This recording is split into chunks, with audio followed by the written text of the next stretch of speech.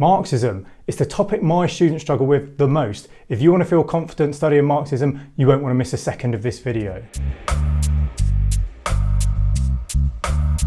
Marxism is one of the major social theories in sociology, and people who support this way of looking at society are known as Marxists. Marxism is based on the ideas of one man, Karl Marx. Marx was born in 1818 and died in 1883 in London. Why is this important? Because Marx was writing at a time of huge social change. The Industrial Revolution was sweeping Europe, and people were flocking to cities to take up work in factories. At this time, there were huge gaps in wealth beginning to emerge between the factory owners and the workers.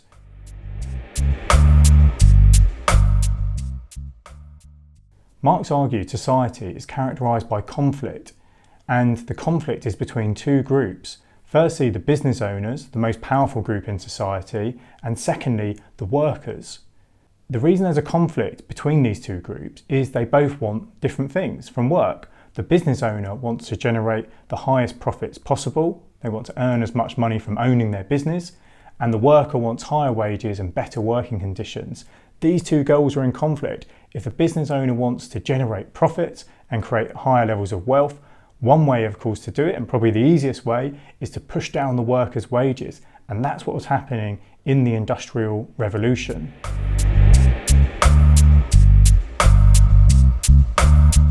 If the business owners are taking advantage of the workers, and the workers are the majority, there's many more workers than there are business owners, why don't the workers rebel? Well, Marx argued that the business owners also control the other parts of society. For example, religion, the media, the legal system, politics, education.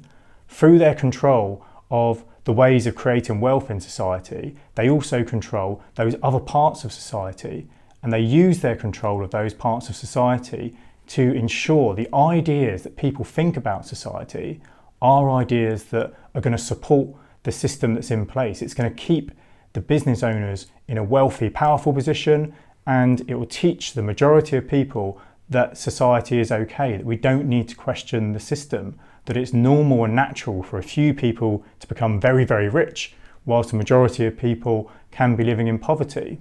Essentially, we're talking about brainwashing. The idea here is that the education system, the media, the legal system, brainwash the masses of people so they accept the system that we live under, they accept this inequality, these big gaps between rich and poor, and they don't rebel.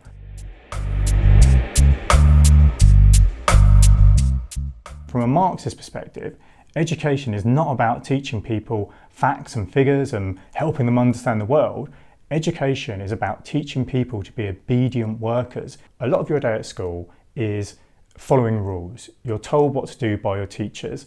And from a Marxist perspective, what that's doing is getting you ready for work when you're going to be told what to do by your boss. Another example is the legal system. From a Marxist perspective, the legal system is set up to benefit the business owners, the rich and powerful group in society. So an obvious way is, obviously if you're rich, you can afford an expensive lawyer who might be able to help you manipulate the system in your interests.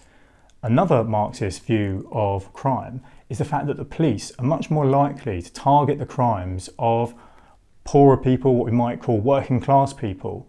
They're unlikely to go after the crimes of the business owners. Marx even said religion is set up in a way that benefits the business owners. Marx said that the ideas that we're taught in religion stop people rebelling, they stop people challenging the system.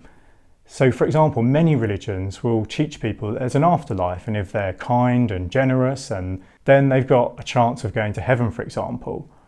Marx argued what this does is teach the workers not to rebel, not to challenge the system in any way. And of course that benefits the business owners because people are concentrating on being good and going to heaven, and therefore they're less likely to engage in protest, for example.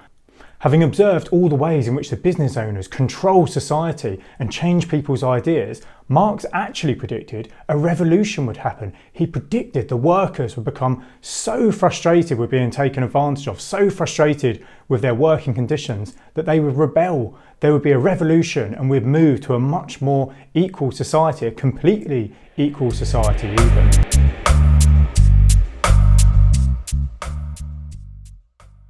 The first criticism is Marx predicted a revolution and it simply hasn't happened. Working conditions have changed and the workers haven't rebelled against the business owners. The second criticism we can make of Marxism is some people question how relevant it is to modern society. Remember, Marx was writing at the time of the Industrial Revolution. If you were sick or if you were too old to work, there was very little available in terms of help. In today's modern societies, certainly in Europe, there's a welfare state. You'll be paid benefits and you'll be looked after if you're in the worst possible situations. The third and final criticism we can make is Marx assumed people were brainwashed by education, by religion, by the media. He didn't acknowledge, and his theory doesn't take account of the fact that people obviously have free will. We can hear ideas in the media, for example, and we can choose how we respond. We can choose what to believe. We're not simply brainwashed by the other parts of society. One of the other big theories in sociology that you're going to need to cover is functionalism. On the screen now, there's my introduction to functionalist theory. That's all for now, folks. Take care. Bye-bye.